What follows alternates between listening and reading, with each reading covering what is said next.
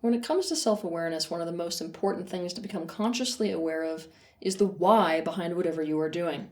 Most people are simply not consciously aware of the why behind what they're doing, even though their why accounts for a very big portion of the energy behind their action.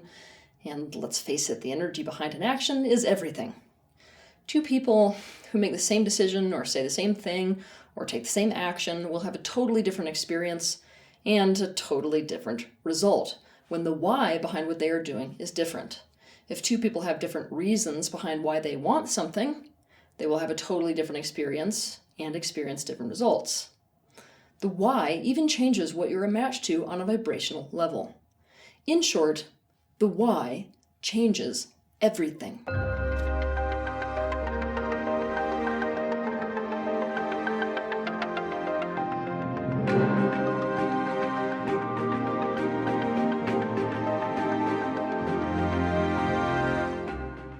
So that you can understand what I mean, here are some examples. Carol has spent the last 3 months with a fitness trainer and has decided to be on a diet where she restricts both her portion sizes and also what foods she is eating. The why behind Carol's desire to do all of this is that she hates her body. In fact, she disgusts herself. Because this is Carol's why, the way she goes about losing weight is in alignment with being against herself. Her body perceives the decision she makes and the action she takes as being an attack. The energy behind what she's doing triggers an inflammatory response in her body. This means that her lymph nodes swell, she starts getting frequent body aches, she experiences intense fatigue, and her skin has started to break out in rashes and eczema. On top of this, she feels like she has to force herself through her workouts. She feels like her fitness trainer is there to whip her into shape. She dreads her time at the gym.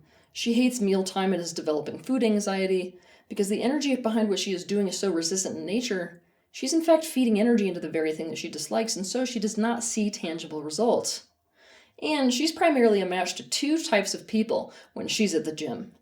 The first is other women who are also miserable and getting nowhere with no results when they're working out.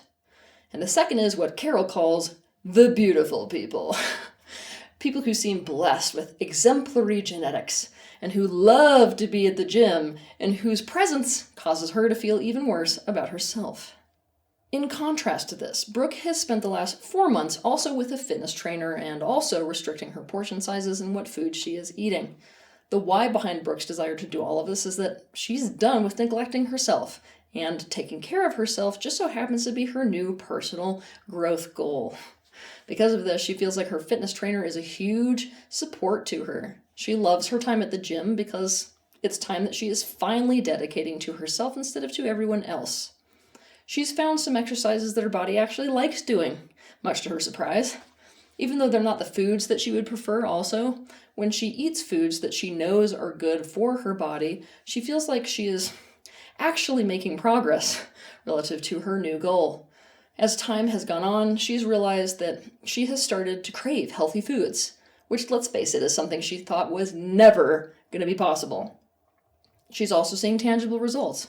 She's lost some weight, her energy levels are increasing, she's also in a way better mood, and she feels more powerful when she's walking around in the world, instead of weak.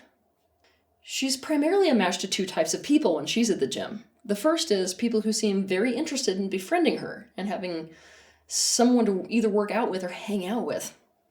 And the second is people who started working out many years ago and who have incredible results. From men who look like they have been perfectly intentionally chiseled by an artist to women who look incredible for their age. And Brooke feels like they serve as an inspiring reminder of what is possible for anyone who cares about taking care of themselves enough.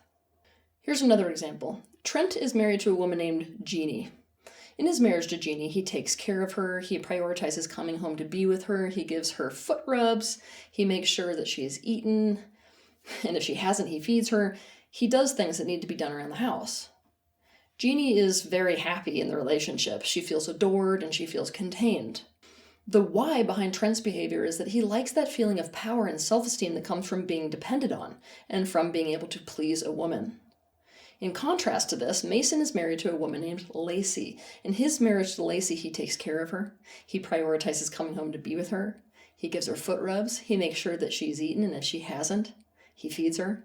He does the things that needs to be done around the house. Lacey is miserable in the relationship. She feels like she is drowning in pressure and is on her own. The why behind Mason's behavior is that he wants Lacey to make him feel secure in the relationship. And he is convinced that the ticket to doing so is to please her. The two very different whys behind what Trent is doing and what Mason is doing lead to drastically different experiences for the women they are with, even though at face value both are taking care of the women they are with. Behind everything that Mason does for Lacey is a take rather than a give. Trent doesn't need anything from Jeannie when he does what he does for her. He's truly feeding her with energy. Mason is doing what he is doing to get something from Lacey. He is in fact gaslighting her because even though it appears as if he's containing her, he's in fact doing things for her so that she provides him with a sense of containment. Because of the why behind what Trent is doing, Trent's energy and body language is masculine when he is doing these things. On the other hand, because of the why behind what Mason is doing, Mason's energy and body language is like a young boy when he does these things.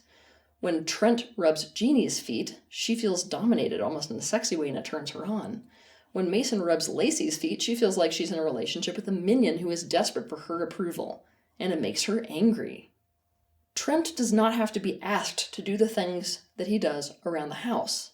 He takes the initiative himself, and as a result, Jeannie feels relieved and free from pressure. Mason has to be managed to do the things that need to be done, so Lacey needs to tell him what needs to be done, and even though Mason immediately does them, the pressure of those things is never off of her because she is the one who has to keep track of them and initiate Mason doing them. Mason loves to please her by doing what she asks, and does not seem to understand why Lacey is never pleased. People often avoid facing the why behind what they're doing because of shame.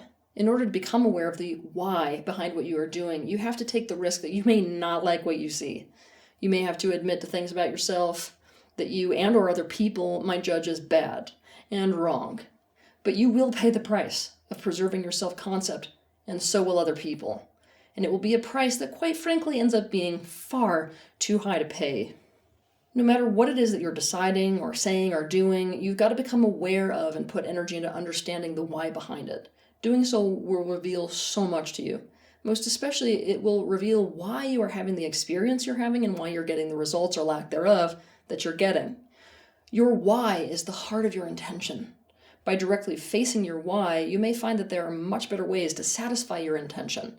To learn more about this, you can watch my video titled Why Your Intention is So Important. Everything you decide and say and do serves a purpose.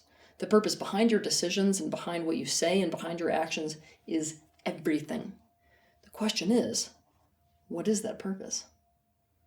Have a good week. If you liked this video, be sure to hit the like button, subscribe to my channel, and consider sharing this video with your friends. You can also click on the bell icon to be notified of the next time that I post a video. I want to thank you personally for the bravery that you have to step into awareness. I'll see you in the next video.